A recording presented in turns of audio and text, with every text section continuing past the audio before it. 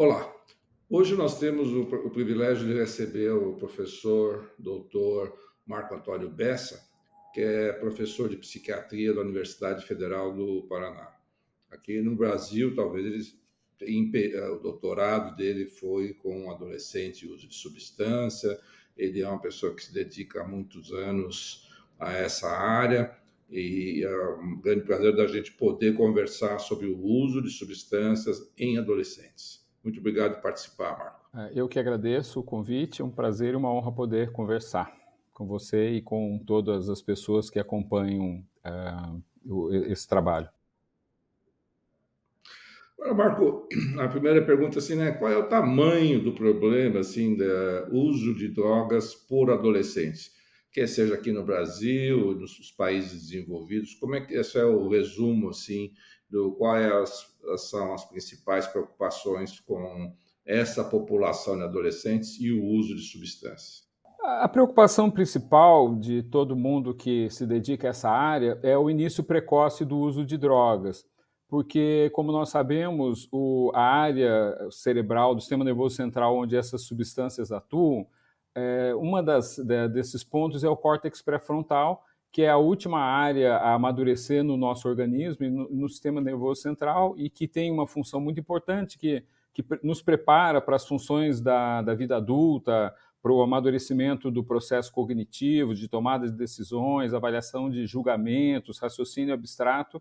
E quando se usa precocemente substâncias, qualquer tipo de substâncias, desde as lícitas às ilícitas, o álcool, tabaco e depois maconha, cocaína, o que for, essa área cerebral acaba sendo afetada de uma maneira muito prejudicial. E isso, então, interfere no desenvolvimento do sistema nervoso central, interfere, então, no comportamento, tanto do ponto de vista das atitudes, do comportamento mesmo, de controle de impulsos, de tomada de decisões, quanto do ponto de vista de comportamento com julgamento, né? Comportamento de distúrbios de conduta, alterações de comportamento que a gente poderia chamar de valores mais morais, valores mais sociais.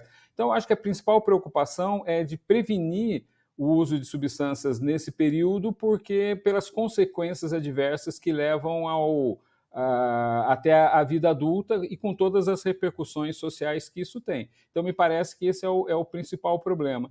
O segundo ponto é que nós temos, especialmente no Brasil, um baixo controle de acesso às substâncias. Aqui nós temos, especialmente em relação ao álcool, uma publicidade que é voltada especificamente para a população jovem, sem regulamentação, 24 horas por dia em todos os meios de comunicação, seja jornal, televisão, e agora que preocupa mais as mídias sociais, que não tem nenhuma regulamentação, e as empresas fazem uma publicidade praticamente personalizada, porque eles colhem os dados a partir do que os jovens utilizam nas redes sociais. Então, há um estímulo muito precoce, mandando uma mensagem muito sugestiva para que as crianças e adolescentes utilizem drogas. Então, me parece que essas duas questões são as mais importantes. A necessidade de prevenir o uso e a dificuldade que nós temos de fazer prevenção, porque as drogas são muito estimuladas no Brasil. Eu acho que nós, né, psiquiatras, né, eu e você temos essa profissão, e quando os pais se dão conta, né, a impressão que eu tenho é que leva aí uns 2 anos para os pais se darem conta, ou testarem vários mecanismos para que o adolescente opare, ou diminua, ou tenha um menor impacto, né, na sua vida, né? Mas chega uma hora que eles acabam chegando no profissional como nós, psiquiatras, especialistas em dependência química. Como é que chega esses pacientes para você? Assim, quais são os principais problemas e maiores dificuldades de aderência ao tratamento e dos pais em relação ao tratamento? Gostaria que você desse a sua experiência nisso. Olha, a gente precisa fazer uma diferenciação, uma distinção. Nós temos um grupo de pacientes que são atendidos, por exemplo, no SUS, lá no ambulatório do Hospital de Clínicas, que é uma população, então, que vem encaminhada pelo Sistema Único de Saúde. São crianças e adolescentes com dificuldades sociais, dificuldades econômicas, com famílias muitas vezes desestruturadas. É comum que eles sejam trazidos pelos avós, geralmente a avó, porque a família, os pais não vivem juntos, às vezes tem aquelas situações dramáticas de pai preso, mãe que abandonou o filho. Então, esse é um tipo de população e que, às vezes, vem encaminhado até pelo Poder Judiciário.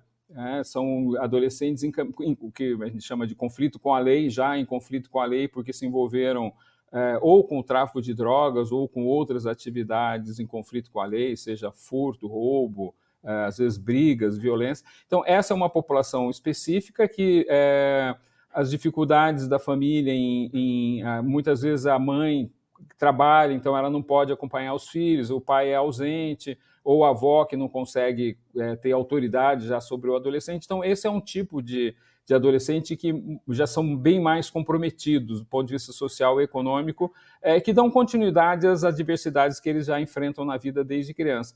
E um outro grupo que é daqueles adolescentes de classe média, média alta, que têm um outro estilo de vida e que têm um outro comportamento.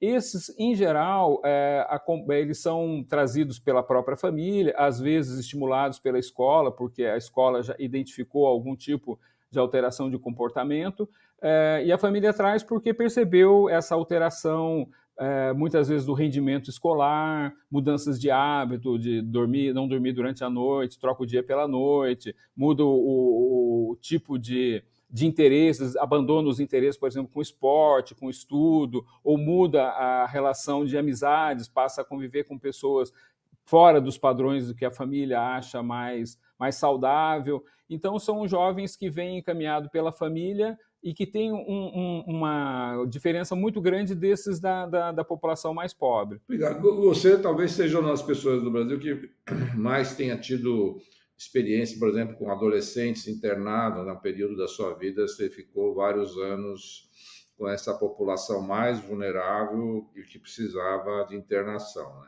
Ajuntando, né, do ponto de vista psiquiátrico, né, do impacto dos quadros psiquiátricos que é mais frequente você se deparar, né? Quer seja com a população mais vulnerável, quer com a população de classe média. Qual é o impacto psiquiátrico? Quais são os principais transtornos, quer seja psiquiátrico puramente ou de comportamento, assim, na sua experiência? Né? O que nós percebemos é uma associação muito forte com transtorno de conduta. Então, são aqueles adolescentes que abandonam a escola, faltam aulas ou têm um comportamento agressivo, muitos que já cometeram atos como furto de objetos de casa. Os casos mais graves, adolescentes que passaram a se envolver com o tráfico ou que se prostituíram. Então, esses são os casos mais dramáticos, mais preocupantes. E das comorbidades psiquiátricas, além do transtorno de conduta, nós vemos uma associação muito forte com déficit de atenção e hiperatividade, ou seja, crianças que já apresentavam algumas alterações e que ficaram mais vulneráveis ao uso de substância, a depressão, transtorno depressivo, transtornos de ansiedade, e alguns casos também de transtorno bipolar. Então, basicamente, o espectro dos transtornos psiquiátricos mais prevalentes na população são os que nós vamos ver associados com essa faixa etária, Ronaldo. Você, assim, a aderência desses pacientes, assim, é uma das grandes dificuldades, acho que no mundo todo, né? É da aderência de pacientes jovens, né, a uma continuidade, principalmente quando necessita tomar o uso da medicação psiquiátrica. Como é que você vê a aderência e o convencimento das famílias quando há necessidade de uma medicação psiquiátrica? Bom, normalmente os pacientes, sejam meninas ou meninos, quando eles vão ao médico, geralmente eles vão obrigados, né? Então, eles não vêm lá muito motivados para o tratamento, então ainda estão naquela fase de pré-contemplação, né, onde não vem muitos prejuízos no uso de substâncias, acham que aquilo é uma imposição dos pais ou da escola. Então, esses adolescentes são os mais desafiadores, né? Eles têm uma resistência a mudar de hábito e muitos vêm com aquele argumento, mas por que eu vou trocar uma droga por outra, né? Por que eu vou deixar de usar maconha e tomar antidepressivo se é droga igual? Quer dizer, eles têm acho que pelo acesso da informação pela internet, eles já vêm com um discurso padronizado assim de argumentação, né? E muitas vezes a família também tem aquela ideia de que os medicamentos são, como os pais falam, mas esse medicamento não é muito forte, esse medicamento não causa dependência, meu filho não vai ficar um pouco abobado por tomar esses remédios e tudo. Então isso implica num processo paciente de psicoeducação. Explicar para o adolescente a diferença entre o uso dessas substâncias que podem causar dependência e os medicamentos, os pontos benéficos do uso dos medicamentos, e a mesma coisa para a família, né? Mostrar que o risco de não se tratar o uso de substâncias, mesmo os quadros que ainda não são dependentes, que não são tão graves, que o risco de não se tratar é muito grande, as repercussões na vida do adolescente ou da menina, da adolescente, podem ser muitas vezes dramáticos, né? Então, é um processo de educação mesmo, de mostrar os riscos do uso das substâncias, o risco de não se tratar os transtornos psiquiátricos e os benefícios do tratamento, né? Claro que nós sabemos que não é só uma questão de medicamento, é preciso psicoterapia, muitas vezes psicoterapia familiar também, intervenções na família. Então é um processo complexo, Ronaldo, e muitas vezes, especialmente no setor público, a família não tem acesso a todas esses instrumentos, esses apoios, né? Então, geralmente é sempre desafiador tratar desses casos, porque mesmo que o paciente tenha uma boa adesão ao tratamento medicamentoso, muitas vezes ele tem uma dificuldade ambiental, né? Os amigos que continuam usando substâncias, já ouvi de adolescentes que o traficante ameaçou, se ele parar de usar droga, ele vai morrer, né? Então, muitas vezes a nossa capacidade de intervenção é mais limitada. Um dos aspectos que eu gostaria também de ouvir o seu comentário, assim, o uso de substância na adolescência, e como você bem ressaltou, ele interfere na formatação do cérebro, né?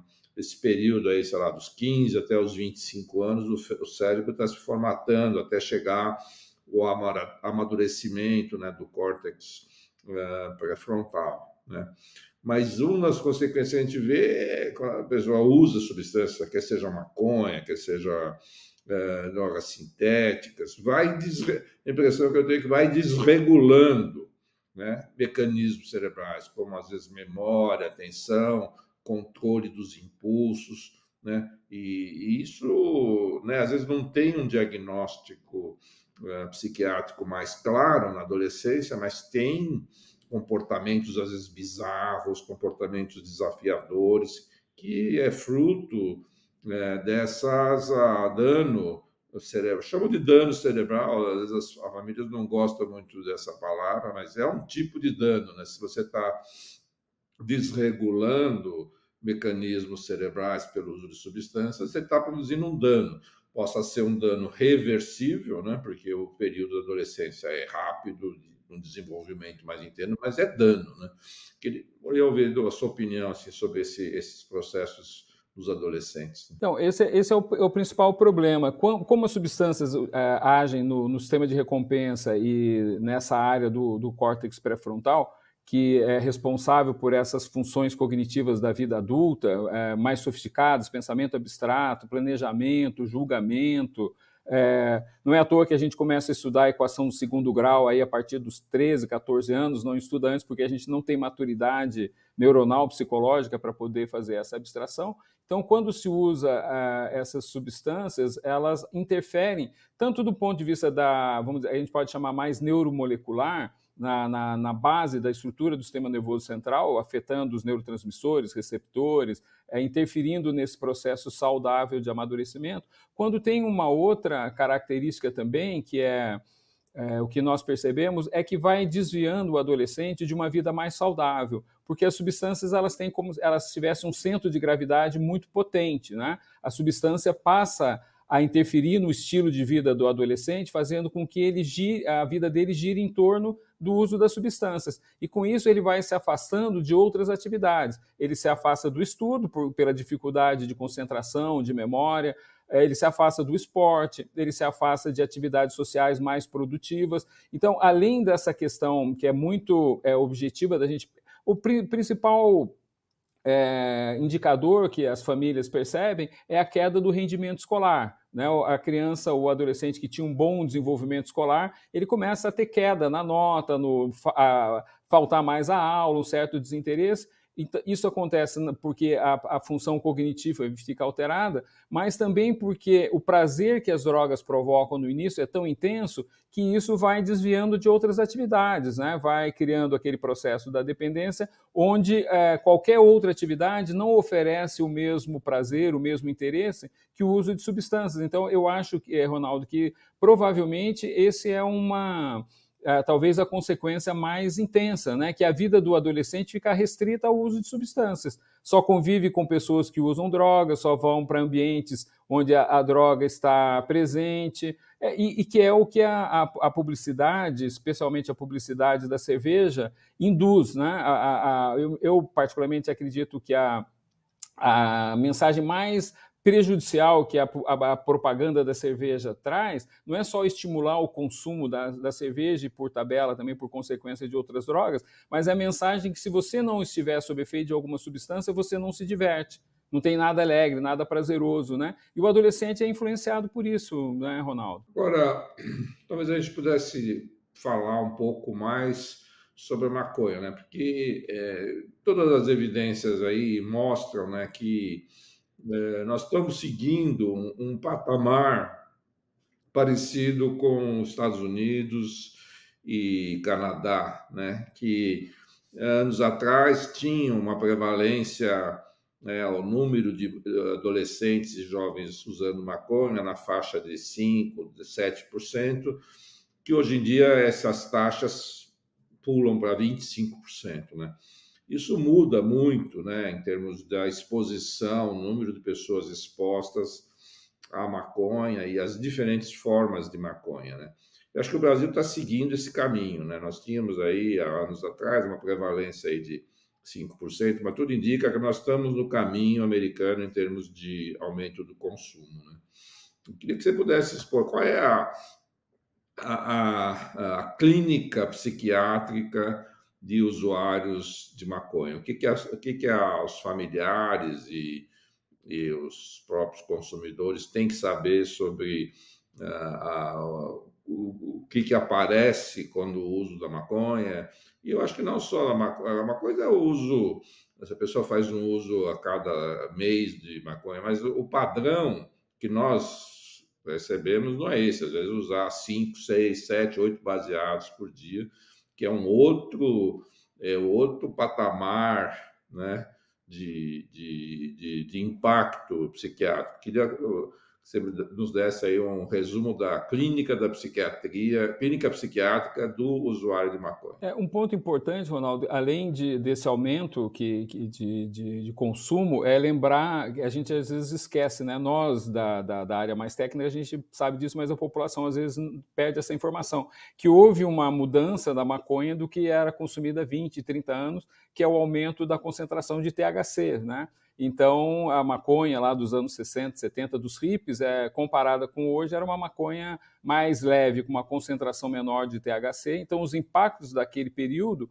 eram muito menores do que são hoje. Então, esse é um ponto importante para as famílias e para os jovens saberem que a maconha de hoje não é a mesma de antigamente. Então, aquela ideia de que a maconha não faz mal, maconha não vicia, isso está totalmente superado pelos dados científicos, né? Então, esse é um ponto importante. Então, o risco do jovem, da pessoa que utiliza a maconha se tornar dependente é grave, é grande, né? Não é uma droga que não cause dependência. Então, esse é o primeiro ponto, essa é a primeira informação a ser desmistificada para o adolescente, né? Eles vêm com aquela história, não, faz menos mal do que tabaco, do que álcool, que são legalizados, e não é verdade, a maconha faz mal, né? Então, esse é uma informação importante.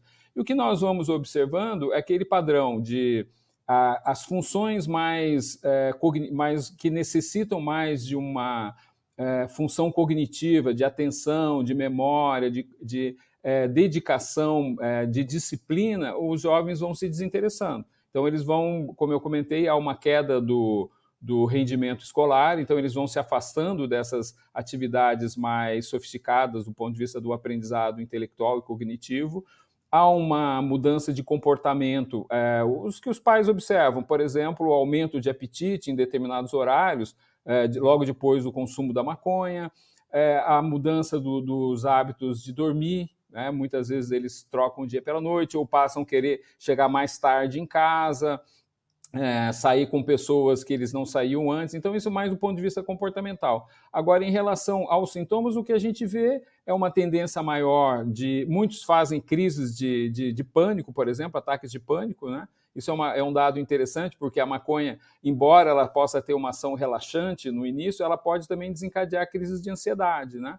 Então, é sempre interessante desconfiar de adolescente que começa a ter ataques de pânico, não que seja sempre, mas é um diagnóstico diferencial interessante, da gente lembrar se é que não está consumindo maconha, né? Então, pode haver um aumento da ansiedade, um aumento dos sintomas depressivos, como desinteresse, o que nós chamamos de anedonia, né? Uma perda de interesse por tudo, por aquelas outras atividades que davam prazer, como esportes, convivência com amigos, atividades culturais. Eles vão se desinteressando dessas atividades, né? Ficam muito voltados para atividades que não exigem muito esforço intelectual. Muitos apresentam uma irritabilidade, uma impaciência muito grande em casa ou com os amigos, né? E essas mudanças de comportamento que a escola muitas vezes observa mais do que a família. Começa a faltar aula, os professores percebem que há uma desatenção na aula, não participam da aula, não participam de atividades mais produtivas, né? E nos casos mais graves são os sintomas psicóticos, aquelas crianças ou adolescentes que apresentam transtornos como alucinações auditivas, alucinações visuais, e no caso e pode também ter delírios, né? Começar a ter ideias completamente descoladas da realidade, desorganizadas e crenças bizarras, né? Isso são os casos mais graves. No caso da cocaína ou do crack, são aqueles com sintomas de perseguição, sintomas paranoides, né? Por isso que acabaram sendo chamados de noias, né? Uma corruptela de paranoia, né? São aqueles que têm uma ideia de perseguição, acham que estão sendo gravados, filmados, que os traficantes ou que a polícia está atrás dele ou dela, né? Então são esses os sintomas mais graves. Eu tenho observado muito e tenho lido, né, esse assunto que chama transtornos psicóticos subclínicos, né? Principalmente entre usuários de maconha. Lógico que os casos de psicose franca, né, com delírio organizado, né, ou alucinação franca, né, aí você não precisa de grande expertise para fazer o diagnóstico de um transtorno psicótico, né? Por outro lado, você tem aí nessa população de usuários de maconha, especificamente, esses, às vezes, comportamentos bizarros, né, que não chega a ter um quadro alucinatório ou um quadro delirante muito claro, mas que é difícil explicar o comportamento do adolescente só pelo comportamento na adolescência. O anormal é meio normal, né? Os adolescentes são tipicamente... O que você acha desse diagnóstico de transtorno psicótico subclínico? Eu acho que é esse ponto que você comentou. Muitas vezes é difícil a gente diferenciar se aquilo que o adolescente está vivendo, aquela fase, porque a gente tem que lembrar que é uma fase de desenvolvimento, é uma fase de mudanças muito rápidas, né? Uma diferença de 1 ano, 2 anos nesse período, as diferenças são muito marcantes, muito significativas. Então, às vezes, a família ou as pessoas acham que não, isso é normal, o adolescente é assim mesmo, né? Quando ele tem algumas alterações de comportamento. E às vezes, para a gente na clínica, é difícil mesmo de identificar não só o uso de substâncias, mas às vezes os transtornos psiquiátricos sem uso de substâncias, como depressão, ou mesmo o início de um quadro mais grave de esquizofrenia. Então, esse quadro de subclínico da maconha, ele se nós temos a informação de que o adolescente usa as substâncias, fica mais fácil nós correlacionarmos na clínica, né, Ronaldo? O problema é quando a família não tem essa informação, o adolescente vem para consulta e não dá essa informação para nós, né? Então, uma recomendação é sempre fazer um exame toxicológico, conversar com a família, falar, olha, é possível que dê negativo e tudo, mas apesar disso é importante fazer o exame, né? Porque para a gente poder fazer daí esse diagnóstico mesmo, a gente tem que ter a confirmação do uso da substância, seja pelo relato do paciente ou da paciente, ou pelo exame toxicológico, porque senão a gente fica na dúvida, mas será que é um quadro depressivo, é um transtorno de humor, né? É um quadro de ansiedade ou é simplesmente um adolescente que é mais introvertido e que está passando por um período, às vezes, de conflito de relacionamento afetivo com amigos, namorados, namorada, né?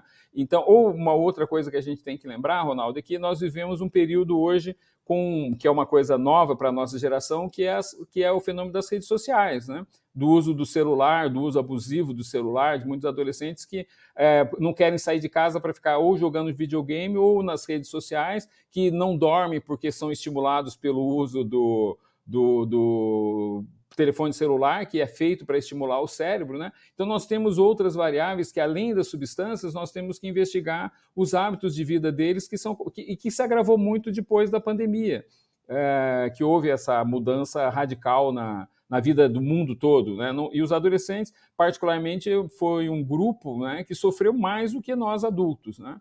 Porque nós tivemos limitações nas nossas vidas, nos nossos hábitos, mas os adolescentes perderam mesmo fases de vida, fases de convívio social, fases de aprendizado na escola, fases de festas, né? Meninas que perderam festa de 15 anos, vários fenômenos. Então, ficou mais complexo, Ronaldo. Então, existe mesmo esse dado da subclínica, né, das consequências subclínicas do ponto de vista psiquiátrico do uso da maconha, mas também a gente tem que lembrar desses outros fatores que estão interferindo. Obrigado. Agora a gente poderia falar um pouco, Marco, sobre a estrutura do tratamento, né? Quer dizer, uma das coisas mais difíceis é oferecer e obter um engajamento, né? Não só uma aderência, né? A pessoa participar do tratamento, a família participar, mas aquilo que a gente chama de engajamento, né? Quer dizer, ter uma postura mais proativa, quer seja do adolescente, quer seja da própria família, né? E já tem alguns indicadores que o próprio National Institute of Drug Abuse fala que tem que ser feito, né? Como, por exemplo, exames de urina para monitorar o não uso da substância, né? Avaliação se tem alguma doença sexualmente transmissível, tem esses princípios básicos né? Como é que você vê? E é difícil, né? A gente pode seguir o protocolo do NIDA, né? Mas não é fácil transformar o protocolo numa prática, né? Que eu chamaria de engajamento dos pacientes e de seus familiares, né? Porque acaba sendo tratamentos restritivos, né?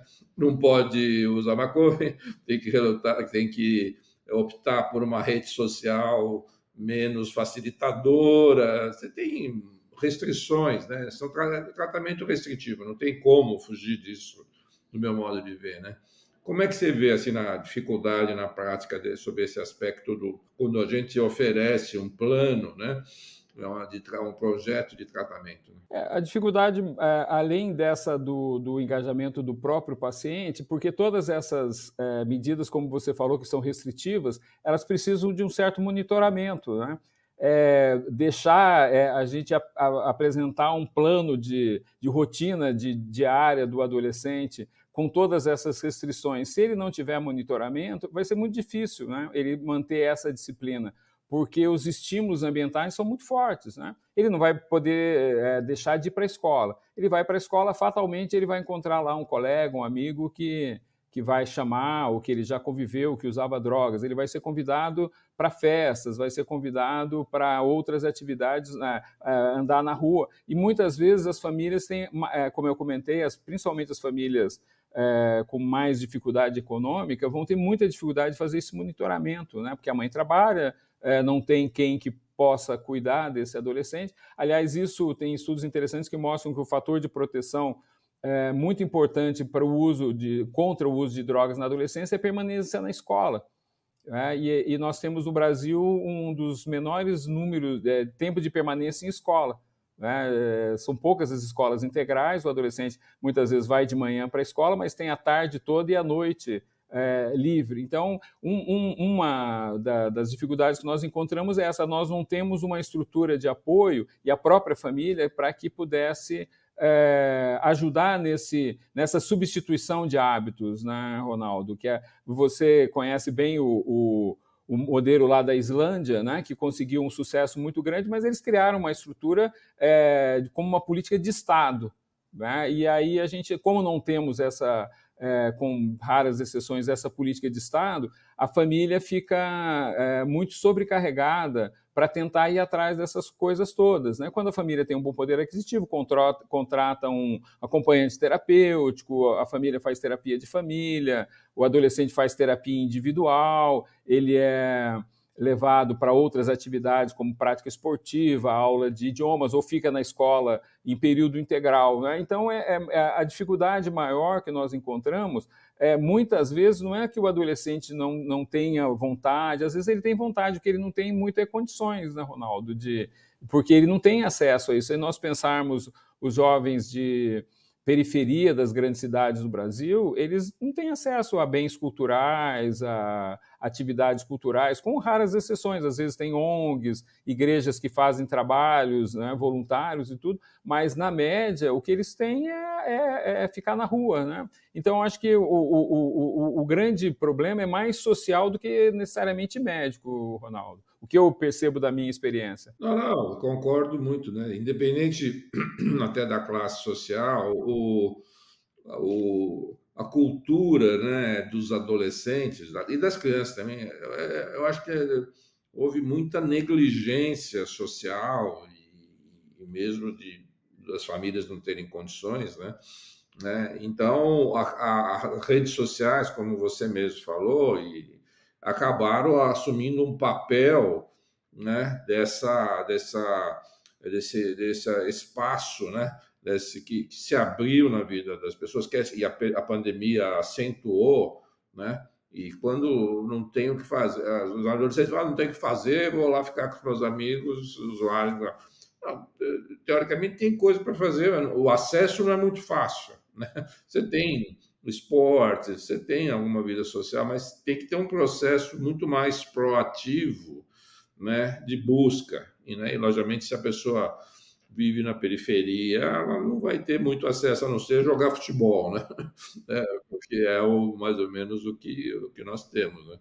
Mas mesmo quando a família tem mais recursos, né, você vê que você tem que fazer um ambiente estruturado, né? E o que é isso? Você comentou da Islândia, né? E eu também concordo com isso, né? Se você não tiver um ambiente estruturado, né, a terapia ou a psiquiatria ela vai ter menor efeito, né? O ambiente estruturado, o adolescente vai ter que criar ou nós vamos ter que ajudar o adolescente a criar, né, uma nova estrutura de estilo de vida, entremeado com o que ele tem que fazer, como ir na escola, o rendimento, se não tiver rendimento, poder ajudar no rendimento acadêmico, incluir a parte de esporte, né? Dar um propósito mais estruturado. Eu gosto de chamar esse propósito estruturado, né? Falar, você precisa... Não é só falar, não adianta nada, né, para o adolescente, porque isso os pais já fizeram, né? Que, você precisa ir para a academia, ou precisa... vai arrumar um emprego, né? Esse tipo né, meio sermão, assim, né? Com uma boa vontade, né? Eu sei que a família dá os sinais, né, o que tem que ser feito, né? Mas a gente tem que saber o que tem que ser feito e e poder ajudar os adolescentes a percorrer um caminho mais estruturado, você necessita planejamento, né? Senão a coisa não vai. E o risco maior é ficar estagnado, né? Essa é a maior preocupação, né? Que é essa estagnação. Você vai passando os anos, né? E a estagnação vai ficando. E a observação é que o adolescente usuário e que não recebe uma mudança, ou não consegue uma mudança substancial de estilo de vida, vai se tornar um adulto, vai ter filhos, né? Vai ter, e não vai conseguir trabalhar, ou trabalhar muito de uma forma restritiva, e vai ficar meio nem estuda e nem trabalha, né? A população nem. Esse é um ponto. E os números são impressionantes. Estava vendo nos Estados Unidos, você tem 7 milhões de homens adultos que não trabalham nem estudam, né? Relacionados ao uso lá também de opiáceos e de maconha, né? E que 7 milhões, né? No Brasil, estima-se que vai ter pelo menos aí uns 4 milhões, 5 milhões de pessoas com essas características, né? E clinicamente a gente vê isso acontecer, né? O adolescente usuário se transforma num adulto jovem que não acaba a faculdade, ou não desenvolve uma habilidade que vai dar uma autonomia, né? Para um adulto, né? Um adulto, quer seja homem, quer mulher, tem que ter. Se não tiver autonomia financeira, né? Não tem outro tipo de autonomia, né?